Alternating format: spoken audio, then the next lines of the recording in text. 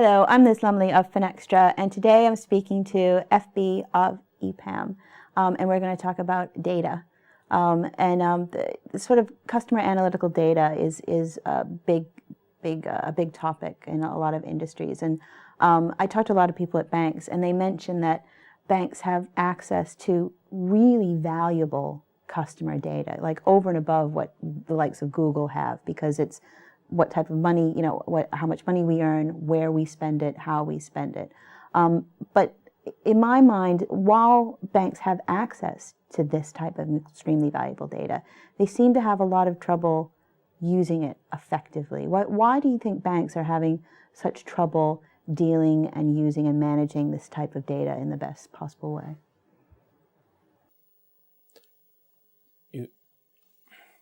There's two ways to answer that. It's not technology capability.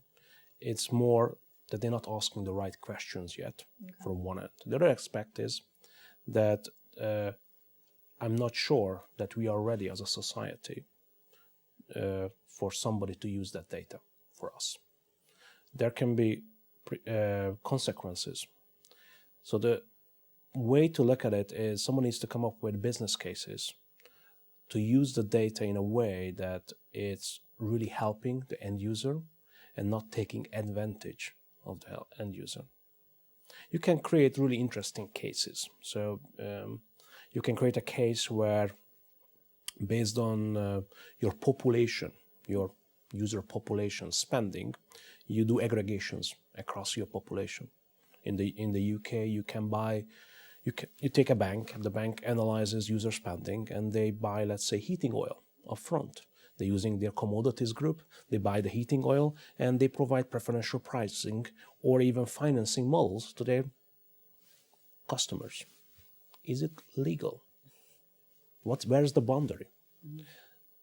Or you comparing buying patterns of different parts of your population, or offering advice. So I think the first step, what you're going to see, is innovative applications going to compare your spending habits or your portfolio with comparable populations. You are spending this much on luxury goods. According to our data, if you in your spending category or in your age profile, people spend this much on luxury goods. So you can do this kind of comparisons, which is helping the end user to make better choices or make better decisions. But still, in this scenario, you are increasing your customer loyalty and not yet providing benefits to them, and you're not creating additional value for a bank. To create additional value, you need to really act on the data, what you see.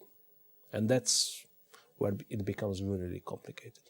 But do you think banks are really missing out on using a lot of this data to maybe help their, not necessarily their consumer clients, but their merchant clients, maybe helping with sort of loyalty schemes with wallets, or maybe age verification on transactions? Do you think banks are missing out on a revenue stream by not using this data in this type of service? They do, but what I feel is that how much value you can associate with it. Deploying a loyalty systems, which is, if you take airlines or travel companies, it could be a very complicated scheme and very expensive one. Can you actually justify to create those loyalty systems? And do you want to create the loyalty system in such a way? Because today you can get credit cards where you spend $1 or £1 and you get 1 mile with an airline. Is this what people really want to get?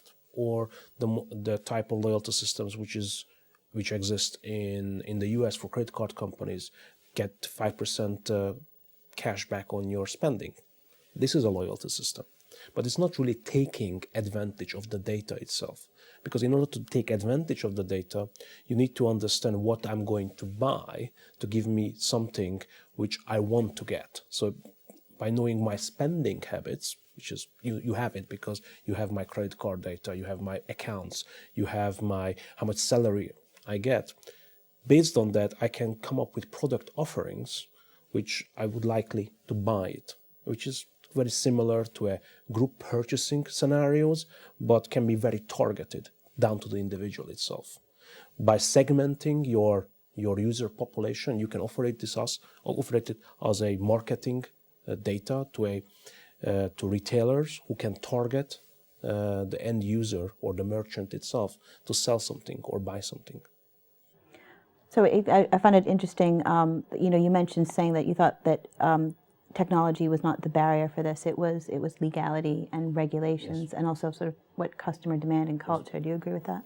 Yes. I mean, a simple example, which is from everyday life. If you're traveling a lot or you have, you may be maintaining a summer home in another country, why do you need to really open another bank account? Why you can't just use the same bank account and transfer money from your original account? Why do you need to open an account in Spain to pay your utility bills? We have SEPA, we have everything. Why you cannot do that? But still, you cannot accomplish this. You can run into very easily scenarios that due to regulatory requirements and borders, you need to move assets across the border. It becomes very complicated, even inside the EU. So clearly there is boundaries today in the regulations which is stopping you or stopping banks to take advantage fully on the data. Mm-hmm. And also there is a problem in the society that we are really afraid of Big Brother. And whenever you start seeing the signs of somebody acting like a Big Brother, all kinds of warnings are coming up. And I'm sure you would be super alarmed if, based on your spending, which is not happened, let's say, in the traditional channels, not online, you will start receiving marketing mails in spams in your mailbox because, based on your spending habit, they figured out that you are interested in a certain type of shoes.